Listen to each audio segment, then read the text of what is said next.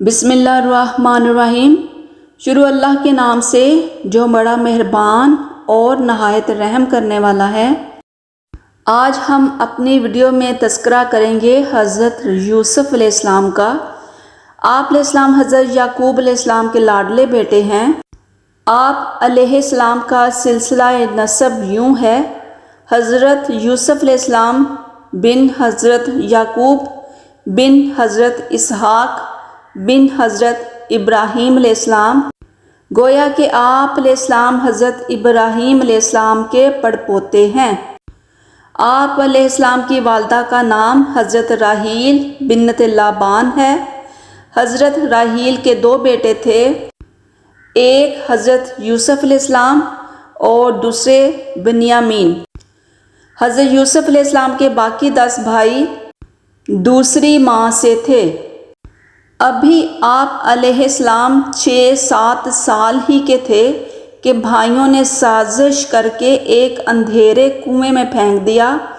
اللہ تعالیٰ نے کنویں میں آپ کی حفاظت فرمائی۔ خدا کی قدرت کے کنویں کے قریب ایک قافلہ آ کر رکا۔ پانی نکالنے کی غرض سے کنویں میں ڈول ڈالا تو پانی کی بجائے چاند سا بچہ ڈول میں بیٹھا ہوا اوپر آیا۔ اہل قافلہ حیران رہ گئے کہ ایسا چاند سا بچہ کس ماں باپ کا ہے۔ جن سخت دل بھائیوں نے آپ علیہ السلام کو کنویں میں پھینکا تھا، جاسوس بن کر دیکھتے رہتے تھے۔ جب کنویں سے باہر آئے تو بھائیوں نے اپنا بھاگا ہوا غلام بتا کر چند درہم میں فروخت کر دیا۔ اہل قافلہ نے آپ علیہ السلام کو مصر میں لے جا کر نیلام کر دیا۔ عزیز مصر نے آپ علیہ السلام کو خرید لیا۔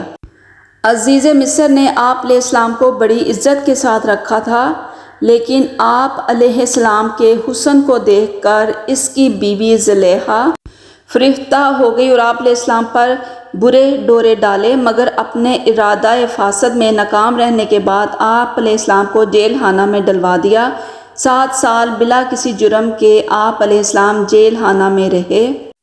اللہ تعالیٰ نے آپ علیہ السلام کی دستگیری فرمائی کہ بادشاہ مصر نے ایک خواب دیکھا جس کی تعبیر بتلانے سے بڑے بڑے عقلاء عاجز رہے۔ حضرت یوسف علیہ السلام نے اس کی ایسی تعبیر بتلائی کہ بادشاہ دنگ رہ گیا اور آپ کو مصر کا بادشاہ بنا کر خود گوشہ نشین ہو گیا۔ مصر میں بنی اسرائیل کی حکومت کے بانی حضرت یوسف علیہ السلام ہی ہیں۔ بادشاہ بننے کے بعد اللہ تعالیٰ نے آپ علیہ السلام کو ایسا عروج نصیب فرمایا کہ مصر کا بچہ بچہ آپ علیہ السلام کا گرویدہ ہو گیا۔ آپ علیہ السلام نے اپنے دور حکومت میں اپنے والد بزرگوار حضرت یعقوب علیہ السلام اور گھر کے تمام افراد کو کنعان سے مصر بلا لیا۔ بعض روایات کے مطابق 40 سال کی طویل جدائی کے بعد والد کا دیدار نصیب ہوا۔ آپ علیہ السلام نے 110 سال کی عمر میں وفات پائی۔